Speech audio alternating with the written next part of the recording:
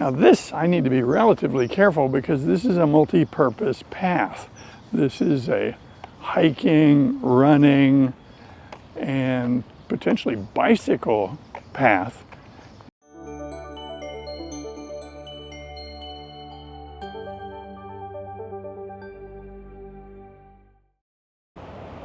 Okay, so we're in a parking lot at the park, and something caught my eye as I was driving, and it stimulated a lot of thought. So I thought I would share that with you. Things that we think of in our world as normal and fairly constant are gradually changing. Much like the hands on a clock are gradually moving, or the stars in the sky gradually moving in our field of view, and it's hard for us to see that minute to minute. So there are lots of things that were typical of my youth, young adulthood, that just went away. We used to use cassette tapes, but a young person in the 21st century might look at a cassette tape and say, what is this? What is it? What's it do? So cassette tapes pretty much went away. When I was young, 8-track tape cartridges were common, but they went away. Things go away.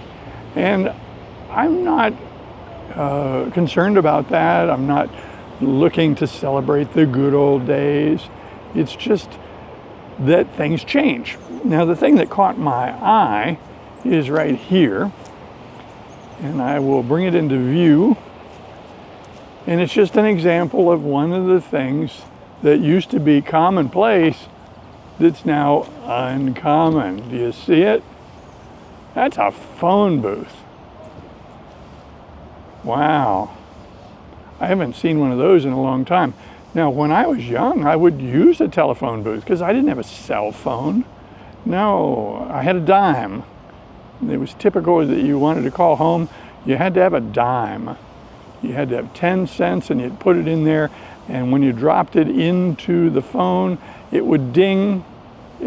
A dime usually gave you 2 dings, ding, ding, and that would give you a dial tone. What's a dial tone? Well, it's an old-fashioned signal to you listening to the handpiece of a phone, a landline. When you have a dial tone, it tells you can dial the number. It's a signal to you, the person using that device, that it's now ready to play the game and hook you up to who you want to talk to. So you put a dime in it and you hear ding ding, and then you listen to the handpiece and you hear a dial tone, and then you dial your number, and you do it with perhaps buttons or perhaps a rotary input device. That was very common when I was young. You'd put a finger in the 6 and you'd bring it around until the fingers stop, and then you release and it would go back, and then it would send signals to the phone company about the number you wanted to be connected to. So when I was a young kid, phone numbers were 7 digits long. And we would memorize them. We knew our phone number. They also had exchanges. That is, they would have phone numbers that were in a geographical area. And I can remember the phone number exchange where we lived was garden. So the first 2 letters of our phone number were GA. And you say, well, wait a minute. Phone numbers are numbers. What's this letter stuff? Well, on each phone, on each phone, each number was associated with 3 different letters. And so I don't know if this one has that or not. I'm going to just go over and take a look.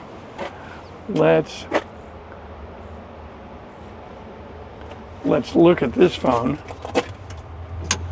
And there you go.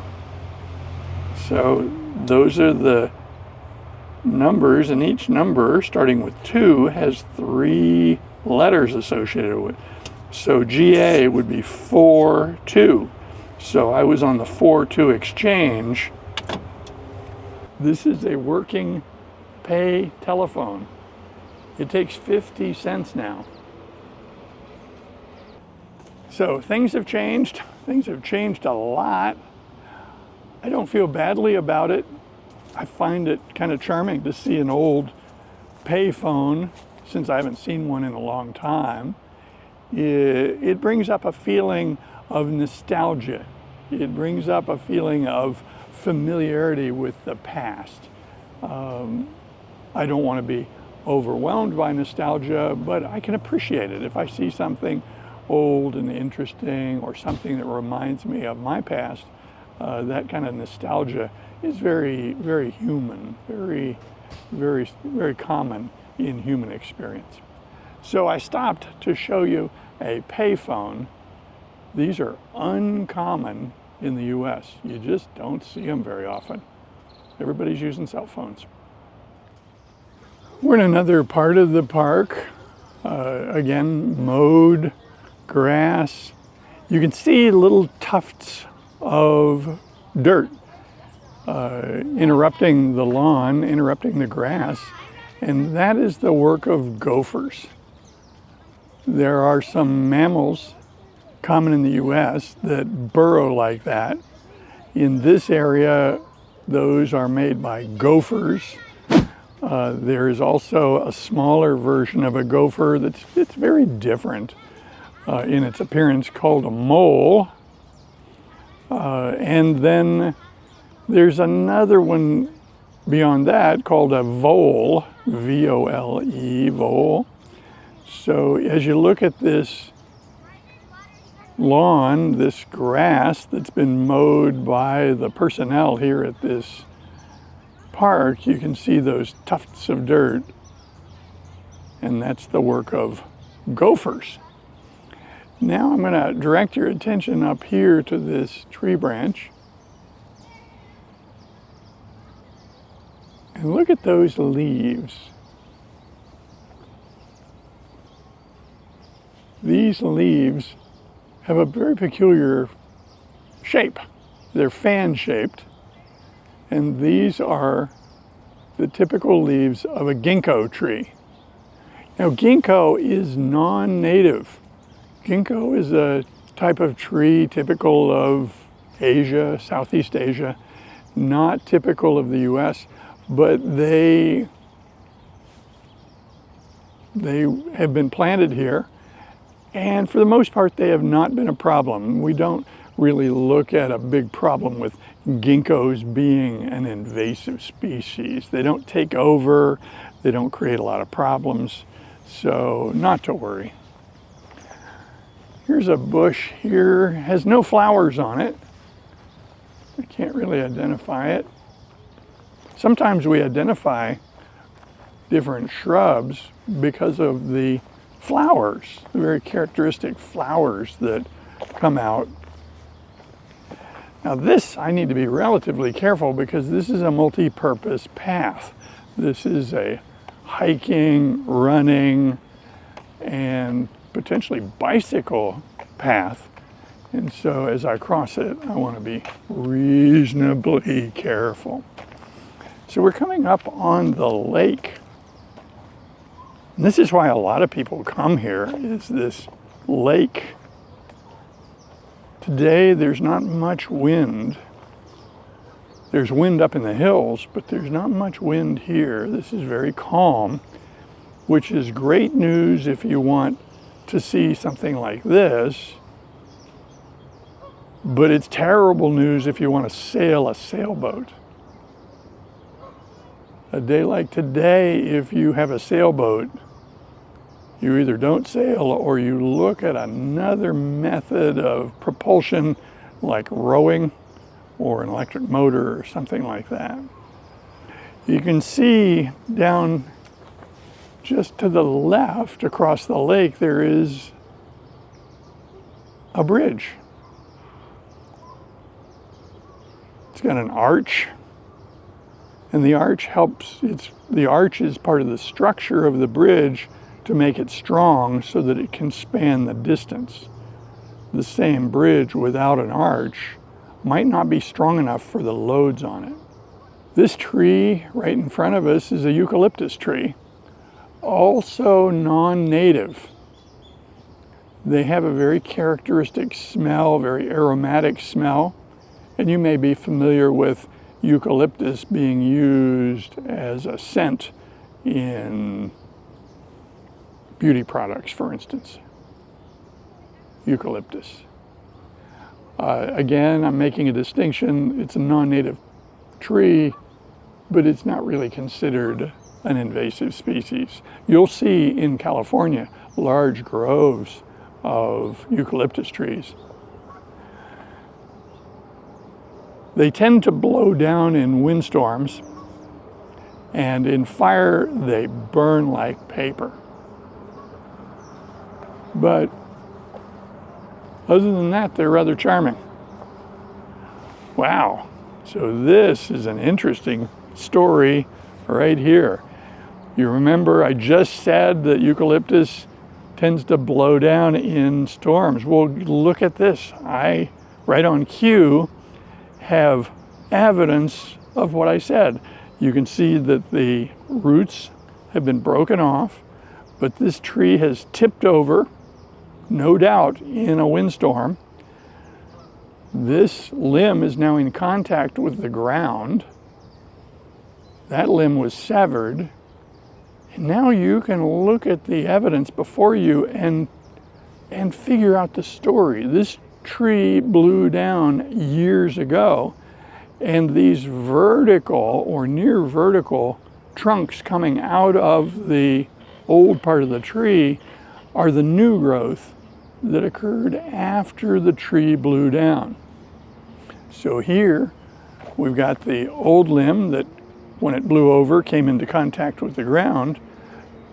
Someone, presumably someone on the staff here at the park, cut off the length of it, and then the tree responded to all this by putting out new growth, and now we've got all these new vertical trunks on this eucalyptus tree. The eucalyptus tree is telling a story. It's adapting to change. It's trying to survive. And it comports well with the story I started to tell you, and that is these tend to blow over in windstorms. How charming. It's a eucalyptus tree.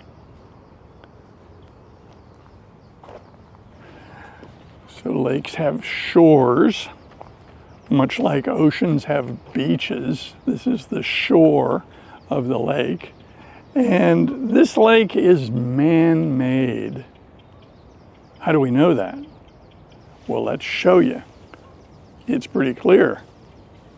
Look at that. So there, that is a dam.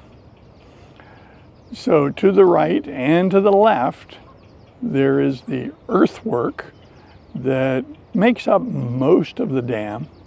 And then in the middle, there's a bridge, and there are 1, 2, 3, 4, 5, 6, 7, 8, 9, maybe 10 openings under that bridge. So the bridge is supported by columns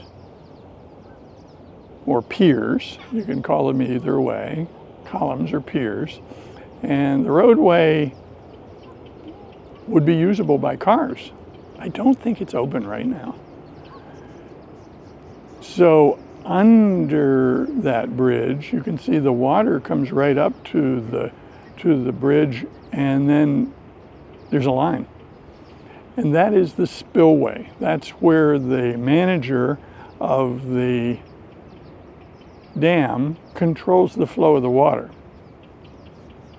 This lake is part of a water system. The South Bay has a huge number of people, and this area we get most of our rain during a 3 or 4 month period. And the rest of the year, perhaps 8 or 9 months out of the year, there is basically no rain. So we would like to conserve the water that comes, and so this system is designed for that. The way it works is rain in the hills is collected into small washes, which lead to bigger ones and lead to bigger ones, and eventually you form a small river, which in this area we refer to as a creek. So a creek is not, it's not a large flowing river, it's a small river. And so there's a creek coming down from the hills, and that creek feeds into a reservoir. That reservoir is man-made because years ago, an earthwork dam with a spillway was constructed, and it was designed to capture the water and hold it there, and then allow the managers of the water system to feed that down to a lower level, and this lake is one of the lower levels. This is one of the next lakes down from the hills. Further on, behind this dam, there's more creek, and that creek goes into the city, and they have constructed percolating ponds. Percolating ponds are structures designed for water to be absorbed from the surface down through the soil and into the aquifer. Aquifer is the term we use for groundwater that's deep, not surface groundwater. So a puddle, or water right at the surface, is surface water, but water that's 100 feet down in the rock is in the aquifer. So the managers of this water system years ago decided that they had an opportunity to actually add water during the rainy part of the year to the aquifer, and they built these percolating ponds, and they filled them up from these lakes along this creek. And over a period of months, that water gets absorbed into the aquifer, and then later in the dry season, the local governments, the local utilities, can tap into the aquifer and take that water out for use later. So it's much like a savings account for water. Charming system. So this is a man-made lake. A lot of the lakes in this area are man-made, purpose-built with earthwork dams, and many of them have spillways. So that's it for now. I invite comments below. Hope you enjoyed this walk in the park. See you soon.